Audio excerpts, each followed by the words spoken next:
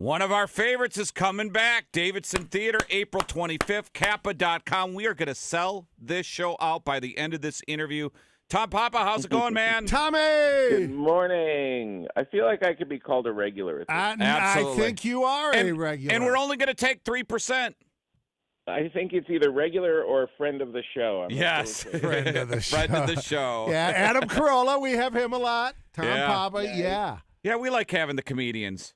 How? Yeah. And I love the clips I see on social media of the Breaking Bread podcast. You enjoy being on that side of an interview because you've done so many interviews over the years, don't you?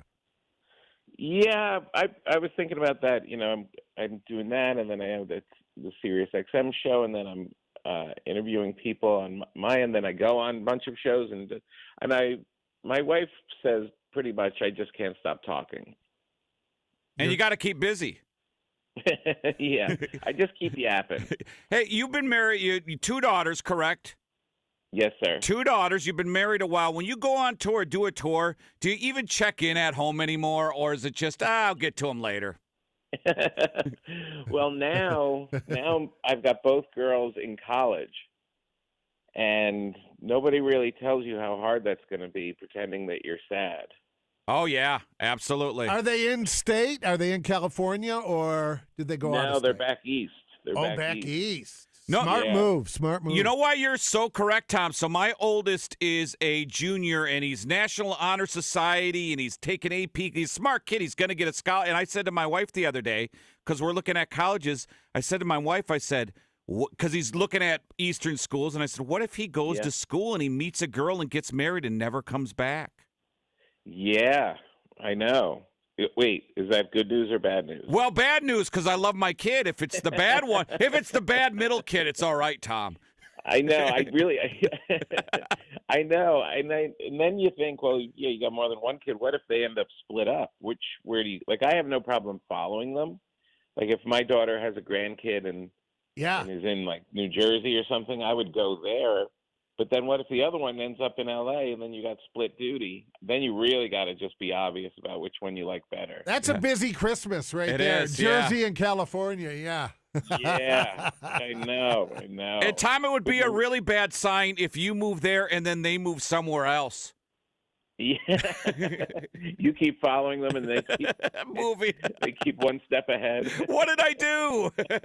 Hey, and as podcasts go, back to that, the Joe Rogan. When you were on Rogan, were you shocked at the response you got from that? How many people tune into his podcast? Yeah, that's cute. When you do Rogan, it's like, you know, I would, especially back when it was before Spotify. You would do it, and then your social media would just blow up for like a week of people commenting, liking it, hating it, whatever. Just the response was huge. And then it would go on like a late night show, which has always been like the pinnacle for comedians. And then you'd get like 3 tweets. That's what I realized. Oh, the game has changed. The game has really changed. If TV shows are no longer as powerful as a guy sitting in a warehouse with his friend on some recording equipment, is like, well, things have really shifted. Well, Tom, you probably saw it as a parent, because I do. So when we were young, it would be a spank in the butt or whatever, or go to your room, or we're going to ground you. The biggest weapon for a parent when you're disciplining your kid is taking away the phone. It's like you're shaving their head or something. Oh, my God. The reaction is so deep. It's like you're ripping out their appendix or something. They freak out.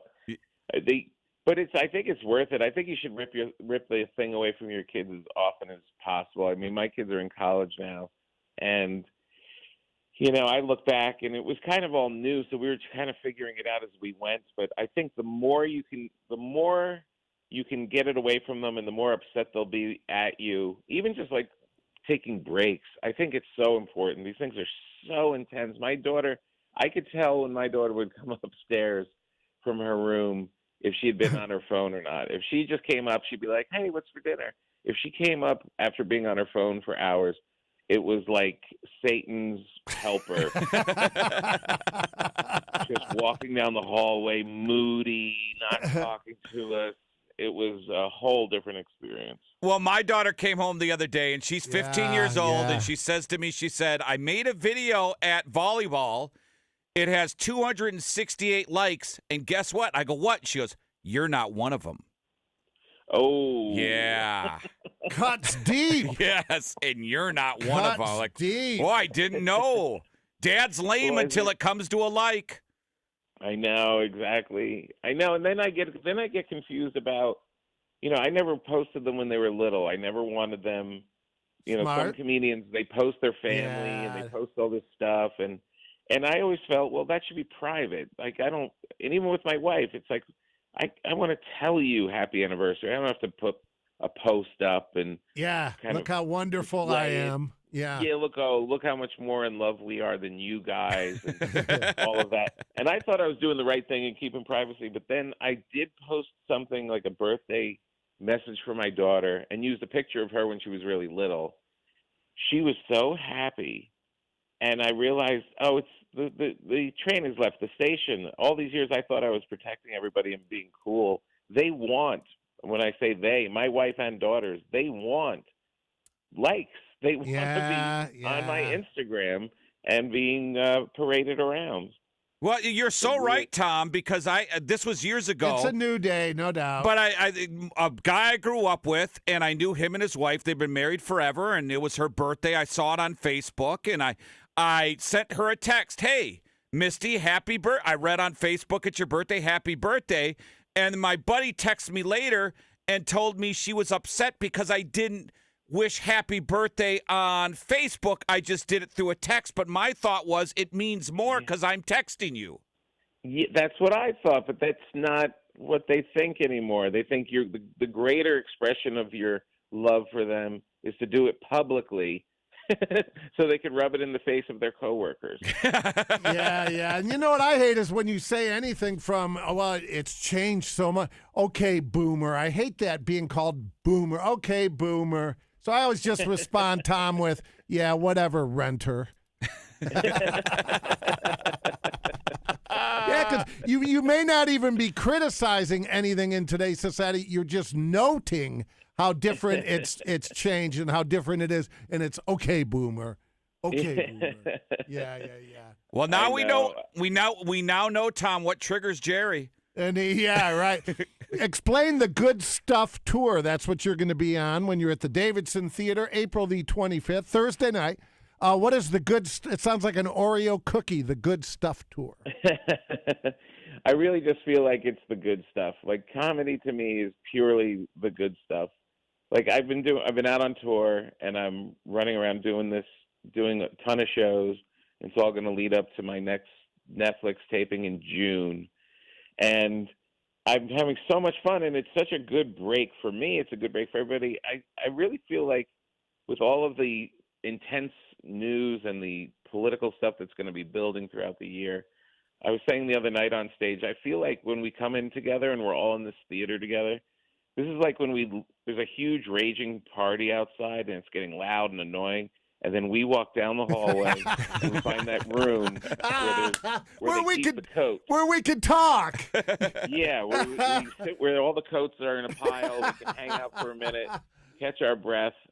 Oh, that's a great description. Yeah. That's good stuff. Is Rob Zombie, I know he directed some of your previous stuff, is he going to be doing the Netflix one in June? No, not this one. He's pretty busy. He's going on tour again. He's touring with Alice Cooper and doing a whole bunch of stuff. I'm going to use Troy Miller, who's this great director who's done Brian Regan stuff, and he's done George Lopez and a bunch of really great guys. I just did a project with him, and I was like, I'm going to do it in D.C. at the Warner. So, and he had shot in that place a couple of times, so it should be pretty nice. Great. Hey, what do you got from? I know from time to time you'll do a Damon Affleck movie. You got anything coming? I was hoping to see you in the Dunkin' Donuts Super Bowl commercial. I know. Those guys really have to step up their use of Tom Papa. Yeah, they really. I thought it was clever though. So, are you doing anything in the future, acting wise? Yeah, I have a couple things I can't talk about that I'm. It looks, one of them is a go, and the other one we're waiting to see. It's like a pilot kind of thing. How long when you get something like that and you said you're waiting, like how long do you typically have to wait? And is there come a time where you just said like, screw it, I'm sick of waiting, I won't do it? No, yeah, you say that in your head. You're sometimes you're like, I'm not going to audition for this part. I'm sick of this, or I'm not waiting for this. I'm sick of this. And then they say, will you do it? And you say, yes, I'll be there tomorrow. I can be in a movie? No way. Hey, Tom Papa, we lost a great in Richard Lewis. Memories, friendship, what was your relationship with Richard, if any? Yeah, it's really remarkable. I was thinking about it last night that pretty much everybody in comedy has a story from Richard Lewis because he really worked so hard and was constantly out there, constantly doing it. So when I was a young comic, I got to open for him at a club in New Jersey, and it was called Rascals. It was a pretty famous club. And it is.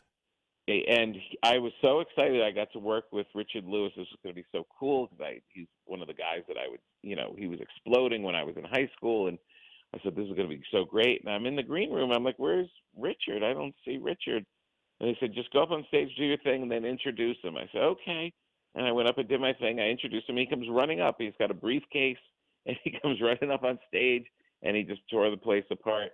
And then I was like, okay, so after his set, I'll get to meet Richard Lewis. And I'm sitting I do the end of the show. I'm back in the green room. No Richard Lewis. I'm like, where's Richard Lewis? They said he sits in his limousine outside the stage door, and he stays in there right until you say his name and introduces him, and then he comes out of the limo up on stage and then back in. He was in a stage where he didn't want to talk to anybody, see anybody. I worked with him the whole weekend and never met him. Wow. That's wild. He's a great story because he went to college here, Tom, at Ohio State. So he has like amazing stories about him and Woody Hayes. Oh, wow. No way. Yeah. Well, he was partying back then. So there's a lot of stories on Richard. Oh, yeah, that's right. Yes. Yeah. Yeah. He was the real deal. He was neurotic. He was prolific. He was hilarious. He was a great one for sure. And as a young comedian, all you want is that validation or the thrill of meeting. I remember at the Hermosa Beach Comedy Magic Club, Jay Leno. Yeah. I opened for Jay Leno, and then he was in there every night. You want something to eat, kid? And I mean, Jay Leno was your best friend for 3 nights. Yeah. Yeah, and you get, as a young comic, you're like a little sponge. You're like, Tell me about every move you're learning from. How does he eat? How does he prepare? How does he go up? How does he treat people?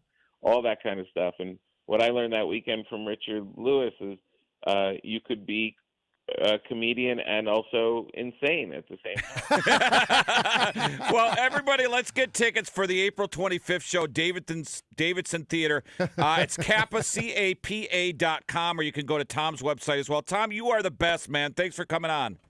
You guys are the best. All right, take care. I'm gonna change my status one more time and say show favorite. Yes, all right. and remember to like us on Facebook. Thanks, Tom. All right. Thanks, Tom.